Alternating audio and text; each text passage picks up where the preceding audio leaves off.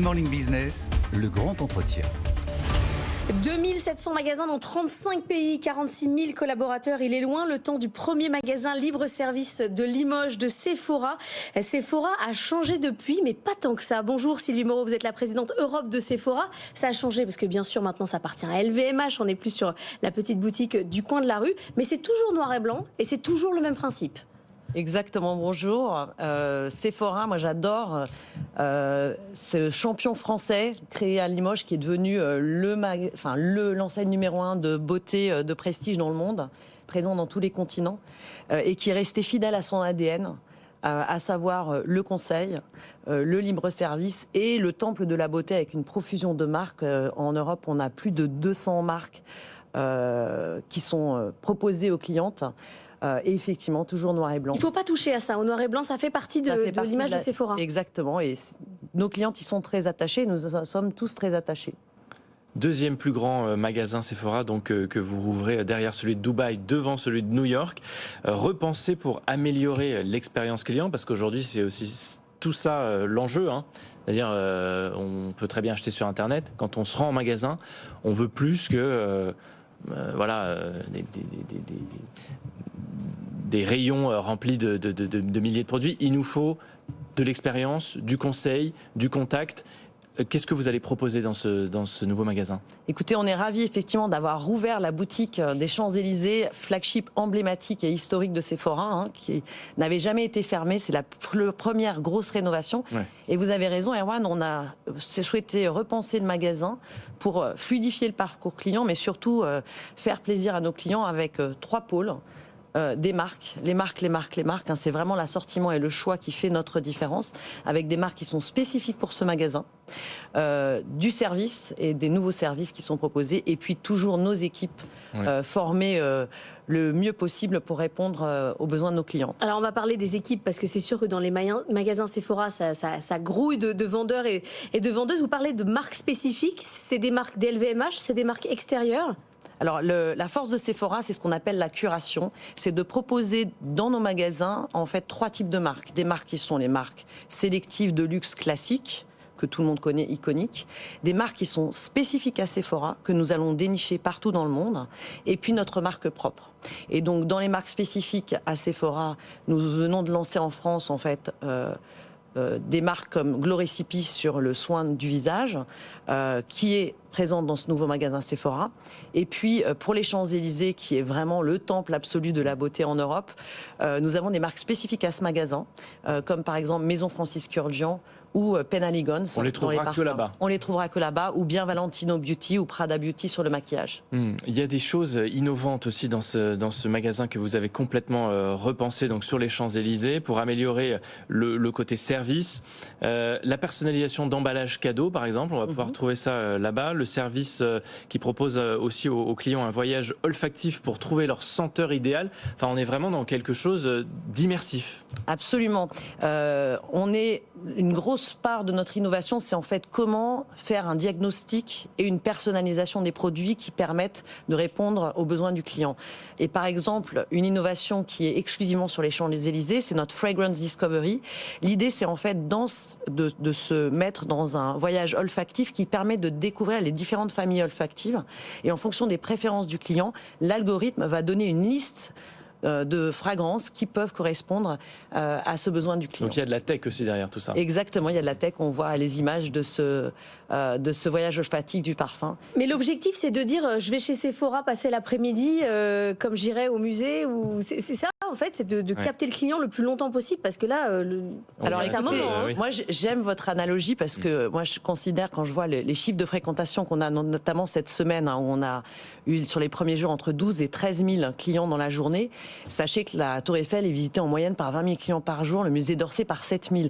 Donc j'aime à penser qu'on est un des monuments préférés à visiter quand on arrive à Paris. Et effectivement, on a énormément de visites, à la fois de Parisiennes fidèles à ce magasin, parce qu'il y a l'offre la plus extra de produits de beauté, mais aussi une clientèle de touristes qui viennent. Vous savez combien de temps un client reste justement dans le magasin ?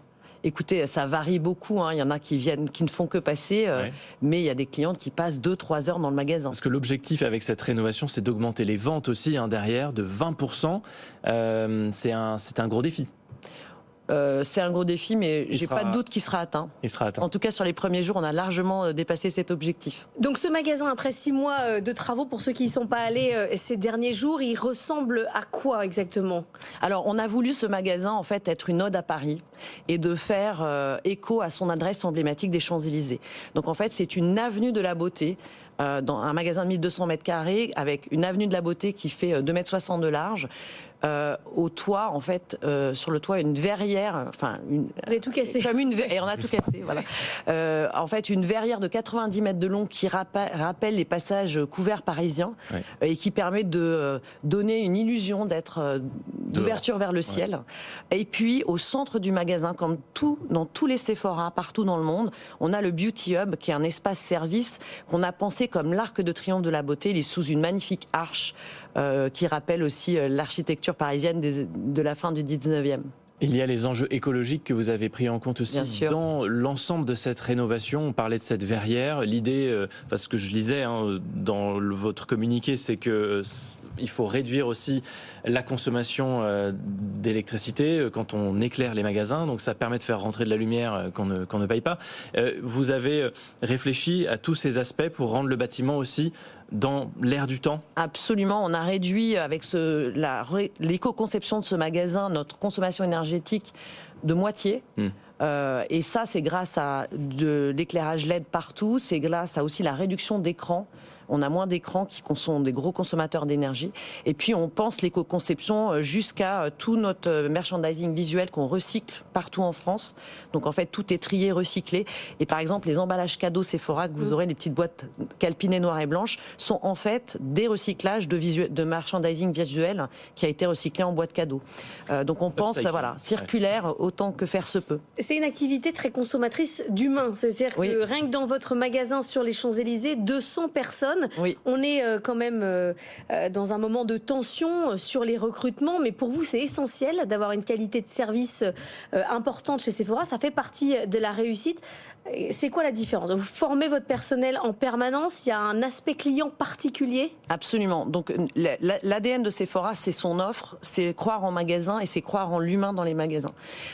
Et ce qui est impressionnant chez Sephora, c'est que on n'a pas juste un job, c'est Sephora, on a aussi des carrières. Un bon nombre de nos patronnes de magasins ont commencé comme conseillères beauté en magasin et ont des carrières chez nous. Sachez qu'on a au siège mondial de Sephora ce qu'on appelle la Sephora University, qui a été créée il y a plus de 20 ans et qui forme chaque année 10 000 personnes par an, 70% en virtuel, 30% en face-à-face, pour à la fois faire progresser nos équipes sur l'aspect technique, par exemple les techniques de maquillage, mais aussi sur l'aspect conseil en clientèle et sur l'aspect managérial, puisque nos patronnes de magasins, 300 en France. Pas de problème de recrutement du coup? Le marché est tendu, mais Sephora a une force de marque qui fait qu'on arrive absolument à staffer nos rôles. On recrute à peu près 1000 personnes, notamment en pré-période de Noël, chaque année. Donc, et à garder les vendeurs, parce qu'on sait que dans la vente aussi, souvent, c'est des métiers où on ne reste pas. Est-ce que vous, c'est une priorité, côté RH, de faire rester le personnel? Absolument. Notre marque employeur est très forte pour à la fois recruter et puis surtout fidéliser. Mais la meilleure étude de fidélisation, c'est d'avoir d'excellents résultats pour nos magasins, c'est d'avoir la formation et puis l'esprit d'équipe qui est exceptionnel. C'est une grosse année qui arrive. Je crois que vous voulez ouvrir une centaine de magasins en Europe l'année prochaine. Des projets, ça ne s'arrête pas. Écoutez, on se réjouit. On est en train de tous ensemble créer une année record en 2023 sur les 9 premiers mois. Très très belle performance avec des croissances à deux chiffres dans tous les pays en Europe, des gains de part de marché dans tous les pays en Europe, et on croit entre 2 et 4 fois plus que le reste du marché. Donc on est vraiment dans une dynamique très très positive, ce qui nous permet en fait de continuer d'investir dans l'humain, nos équipes, et dans les magasins. Donc effectivement, la rénovation des Champs-Élysées, c'était un des projets phares pour nos équipes, et on a aussi des belles ouvertures à venir. Hors d'Europe, la Chine, vous voyez comment? Vous dites c'est toujours dynamique, vous misez sur une reprise du marché intérieur, vous voyez le marché comment? Écoutez, c'est pas mon périmètre, mais ce que je sais, c'est qu'on a des très belles performances dans tous les marchés chez Sephora, et la Chine est aussi une grosse priorité. Merci beaucoup Sylvie Moreau, présidente Europe de Sephora, d'avoir été notre invitée ce matin dans Good Morning Business.